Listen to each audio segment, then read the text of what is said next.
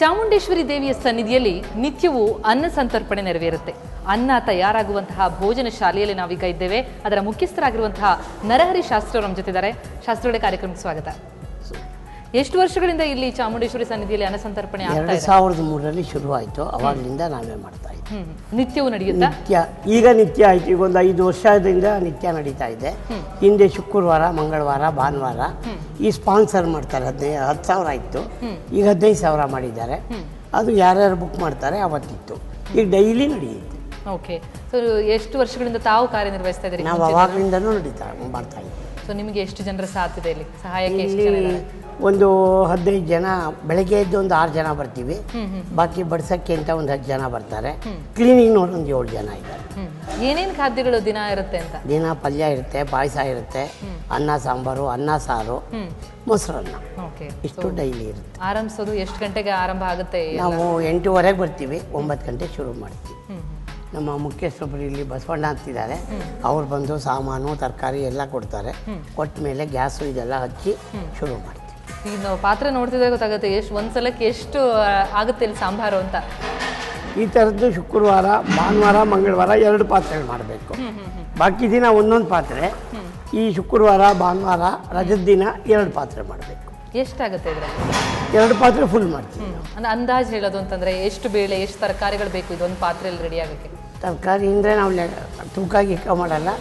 ದೊಡ್ಡ ಪರಾತದಲ್ಲಿ 2 ಪರಾತ ತರಕಾರಿ ಹಾಕ್ತೀವಿ. ನಮಗೆ ತರಕಾರಿ ಎಲ್ಲ ಸ್ಪಾನ್ಸರ್ ಬರುತ್ತೆ, ಫ್ರೀಯಾಗಿ ಕೊಡ್ತಾರೆ. ಅದು ಹೋಗಿ ಗಾಡೀಲಿ ಹೋಗಿ ಹಾಕ್ಕೊಂಬರ್ತೀವಿ ಮಾರ್ಕೆಟಿಗೆ. ದಿನಕ್ಕೆ ಎಷ್ಟು ಅನ್ನ ರೆಡಿ ಆಗುತ್ತೆ ಇಲ್ಲಿ ಅಂದಾಜಿಗೆ ಹೇಳ್ಬೇಕಂದ್ರೆ? ದಿನ ಅಂದಾಜು ಅಂದರೆ 1.5-2 ಕ್ವಿಂಟಲ್ ಆಗುತ್ತೆ. 1.5-2 ಕ್ವಿಂಟಲ್.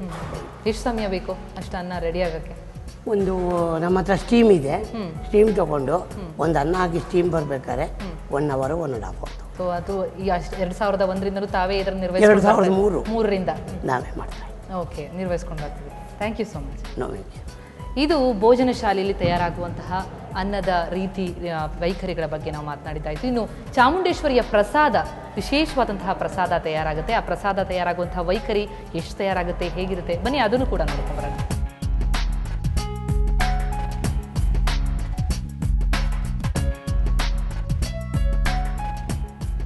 ಇದರ ಜೊತೆ ಇಲ್ಲಿ ನಮಗೆ ಸಿಕ್ಕ ವಿಶಿಷ್ಟ ಮಾಹಿತಿ ಅಂದರೆ ತಾಯಿಗೆ ಸಿದ್ಧವಾಗುವ ಲಡ್ಡು ಪ್ರಸಾದ.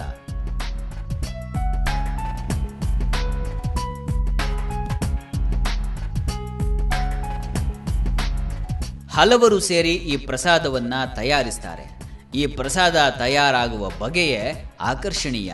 ಚಾಮುಂಡೇಶ್ವರಿ ಸನ್ನಿಧಿಗೆ ಬಂದಂಥವರಿಗೆ ಈ ಲಡ್ಡು ಪ್ರಸಾದ ದೊರೆಯುತ್ತೆ. ಈ ಲಡ್ಡು ಪ್ರಸಾದ ತಯಾರಾಗುವಂತಹ ಸ್ಥಳದಲ್ಲಿ ನಾವೀಗ ಇದ್ದೀವಿ. ತಯಾರಾಗುವ ಬಗೆ ಹೇಗೆ, ಎಷ್ಟು ಸಾಮಗ್ರಿಗಳು ಬೇಕಾಗುತ್ತೆ, ಎಷ್ಟು ಜನ ಇದರ ಬಗ್ಗೆ ಕೆಲಸ ಮಾಡ್ತಾರೆ, ಬನ್ನಿ ಅದರ ಬಗ್ಗೆ ಮಾಹಿತಿಯನ್ನು ಪಡೆದುಕೊಳ್ಳೋಣ. ರಾಧಾಕೃಷ್ಣ ಅವರ ಜೊತೆ ಇದ್ದಾರೆ. ರಾಧಾಕೃಷ್ಣ ಅವರ ಕಾರ್ಯಕ್ರಮಕ್ಕೆ ಸ್ವಾಗತ. ಸೊ ಲಡ್ಡು ತಯಾರಾಗುವಂಥ ಸ್ಥಳದಲ್ಲಿ ಇದ್ದೀವಿ. ನೋಡ್ತಾ ಇದ್ರೆ ಬಹಳ ಖುಷಿಯಾಗುತ್ತೆ ತಯಾರಾಗೋದು. ಸೊ ತಯಾರಾಗುವ ಪರಿ ಹೇಗೆ ಅಂತ? ಎಲ್ಲ ತಾಯಿ ಅನುಗ್ರಹ ಇದನ್ನೆಲ್ಲ ತಾಯಿನೆಲ್ಲ ಮಾಡಿಸೋದು ಚಾಮುಂಡೇಶ್ವರಿ. ದಿನಕ್ಕೆ ಎಷ್ಟು ಲಡ್ಡು ರೆಡಿ ಮಾಡ್ತೀರಿ? ದಿನಕ್ಕೆ ಒಂದು 7-8 ಸಾವಿರ ರೆಡಿ ಆಗ್ತದೆ. 7-8 ಸಾವಿರ. ಆಮೇಲೆ ವಿಶೇಷ ದಿವಸಗಳಲ್ಲಿ ತಿಂಗಳಲ್ಲಿ ತುಂಬಾ ಜಾಸ್ತಿ ಆಗ್ತದೆ. ಎಷ್ಟು ಜನ ಇದಕ್ಕೆ ತಯಾರು ಮಾಡ್ಲಿಕ್ಕೆ ಅಂತ ಹೇಳಿ ನಿಮ್ಮಲ್ಲಿ? ಆಮೇಲೆ ಮಿನಿಮಮ್ 15 ಜನ ಇದ್ದಾರೆ. ಬಾಕಿ ಅಡಿಷನ್ಲಿ ಜಾಸ್ತಿ ಜನ ಬರ್ತಾರೆ. ಮತ್ತೆ ಅಂದ್ರೆ ಹಬ್ಬದ ದಿನಗಳಲ್ಲಿ, ಗೌರ್ಮೆಂಟ್ ಹಾಲಿಡೇಗಳಲ್ಲಿ, ಆಮೇಲೆ ಆಷಾಢದಲ್ಲಿ, ಆಮೇಲೆ ದಸರಾ ಇದರಲ್ಲಿ, ಸಮ್ಮರ್ ಅಲ್ಲಿ 1.5 ತಿಂಗಳು ತುಂಬಾ ಜನ ಇರ್ತಾರೆ.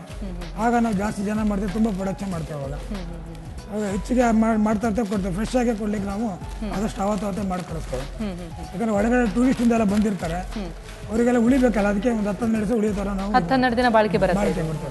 ಸೊ ಬಾಳಿಕೆ ಬರಂಗೆ ಅಂತಂದ್ರೆ ಸಾಮಗ್ರಿಗಳೆಲ್ಲ ಏನೇನು ಬಳಕೆ ಮಾಡ್ತಿರ್ತಾವೆ? ಇದಕ್ಕೆ ನಾವು ಸಕ್ಕರೆ, ಆಮೇಲೆ ಕಡಲೆ ಹಿಟ್ಟು, ಆಮೇಲೆ ನಂದಿನಿ ತುಪ್ಪ, ದ್ರಾಕ್ಷಿ, ಗೋಡಂಬಿ, ಆಮೇಲೆ ಇದು ಏಲಕ್ಕಿ, ಲವಂಗ, ಜಾಪತ್ರೆ, ಆಮೇಲೆ ಕಟ್ಲಿಕ್ಕೆ ಬೂರ ಸಕ್ಕರೆ, ಇಷ್ಟು ನಾವು ಇದು ಮಾಡ್ತಾ ಇದ್ದೀವಿ. ಎಷ್ಟು, ಒಂದು 100 ಗ್ರಾಮ್ ಬರುತ್ತಾ? 100 ಗ್ರಾಮ್ ಬರ್ತದೆ. 2 ಲಡ್ಡುಗಳು ಸಿಗುತ್ತೆ. ಒಂದು ಲಾಡುಗೆ 100 ಗ್ರಾಮ್. 100 ಗ್ರಾಮ್ ಅಂದ್ರೆ ಒಂದು ಪ್ಯಾಕೆಟ್ ಅಲ್ಲಿ 2 ಲಾಡು ಇರ್ತದೆ. 20 ರೂಪಾಯಿ ತರ ಕೊಡ್ತಾ ಇದ್ದೇವೆ. ಎಲ್ಲೂ ಇಲ್ಲ ನಮ್ಮಲ್ಲಿ 10 ರೂಪಾಯಿ. ಇಡೀ ನಮ್ಮ ಮುಜರಾ ಟೆಂಪಲ್ ಎಲ್ಲೂ ಇಲ್ಲ, ನಮ್ಮಲ್ಲಿ 10 ರೂಪಾಯಿ ಕೊಡ್ತಿರೋದು. 10 ರೂಪಾಯಿಗೆ ಒಂದು ಲಾಡು. ಇನ್ನು ಸ್ವೀಟ್ ಅಂಗಡಿಗೆ ಹೋದ್ರೆ 200 ರೂಪಾಯಿ ಒಂದು ಕೆಜಿಗೆ ಇದೆ, 200 ಚಿಲ್ಲರೆ ಇದೆ.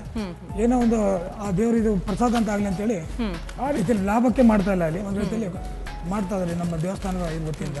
ಎಷ್ಟು ಬೇಕಾಗುತ್ತೆ ಈಗ ಒಂದು ದಿನಕ್ಕೆ? ನೀವು 4-5 ಸಾವಿರ ಲಡ್ಡು ಮಾಡ್ತೀರಿ ಅಂತಂದ್ರೆ ಈಗ ತುಪ್ಪ ಇರ್ಬೋದು, ಸಕ್ಕರೆ, ಇದೆಲ್ಲ ಸಾಮಗ್ರಿಗಳ ಅಂದಾಜಿಗೆ ಹೇಳಬೇಕು ಅಂದ್ರೆ ಒಂದು 2 ಕ್ವಿಂಟಲ್ 3 ಕ್ವಿಂಟಲ್ ಕಡ್ಲೆಟ್ ಬೇಕಾಗುತ್ತೆ.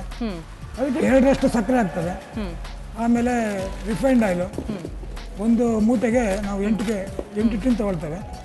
ಆ ರೀತಿಯಲ್ಲಿ ಇದಾಗ್ತವೆ. ಎಷ್ಟು ಗಂಟೆಗೆ ಆರಂಭ ಮಾಡ್ತೀರಿ? 4-5 ಸಾವಿರ ಅಂದ್ರೆ ಬಹಳ ಬೆಳಿಗ್ಗೆ 7 ಗಂಟೆ 8 ಗಂಟೆ ಸ್ಟಾರ್ಟ್ ಆಗ್ತದೆ, ರಾತ್ರಿ 9 ಗಂಟೆ 8 ಗಂಟೆ ಹಾಗೆ ಆಗ್ತದೆ. ಡೈಲಿ ನಡೀತದೆ.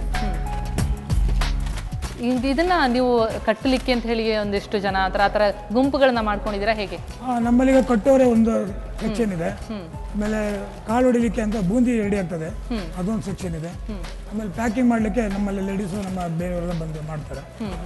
ಹಾಗಾಗಿ ನಮ್ಮ ಕಟ್ಟೋರು ಅದು ಮಾಮೂಲಿ ಕಟ್ತಾ ಇರ್ತಾರೆ. ಅದು ಸೊ ಈ ರೀತಿಯಲ್ಲಿ 10-12 ದಿನಗಳ ಕಾಲ ಪ್ರಸಾದನ ಇಟ್ಟು ತಿನ್ನುವಂತಹ ಲಡ್ಡು ಇಲ್ಲಿ ತಯಾರಾಗುತ್ತೆ. ಮಾಡ್ತಾರೆ.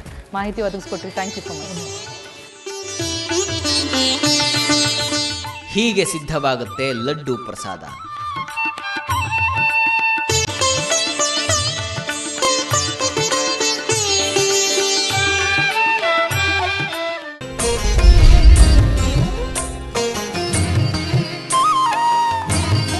ನಾವೀಗ ಬಂದಿರುವಂತಹದ್ದು ಚಾಮುಂಡಿಯ ಸಹೋದರಿ ಜ್ವಾಲಾಮುಖಿ ತ್ರಿಪುರ ಸುಂದರಿಯ ಸನ್ನಿಧಿಗೆ.